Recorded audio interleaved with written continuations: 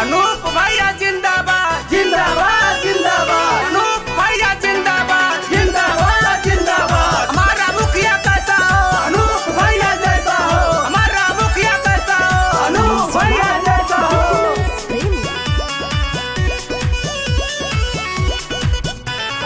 5 साल बाद आइल मुखिया के चुनावा, चाचा चाची भैया भाभी परतानी पौवा। अब की मुखिया बनावे के बाद अनूप चौबे के जितावे के बाद, अब की मुखिया बनावे के बाद अनूप चौबे के जितावे के बाद। 5 साल बाद आइल मुखिया के चुनावा, चाचा चाची भैया भाभी परतानी पौवा। अब की मुखिया बनावे के बाद अनूप चौबे के जितावे के बाद, अब की मुखिया बनावे के बाद अनूप चौबे के जितावे के बाद।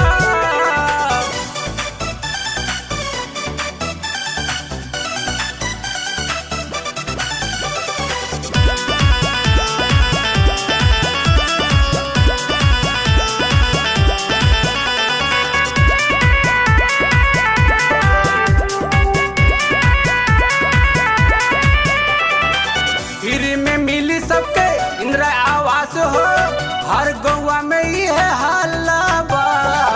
हर घर चर्चा होता है अनूप के, करत पूरा मोहल्ला बा।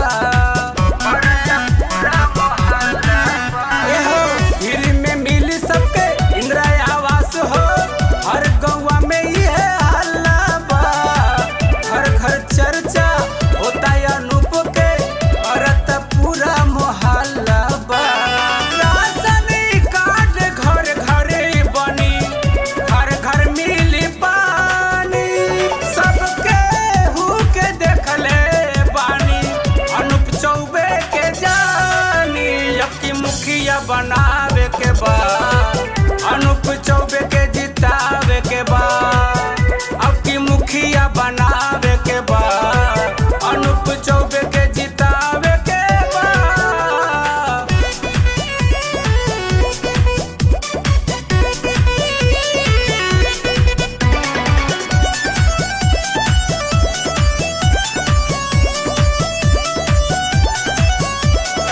Music by Fitness Premi.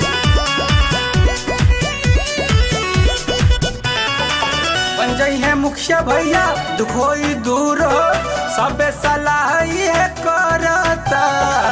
पूरा पंचायत के इन्हीं पर आस हो, सगर लोग कहता।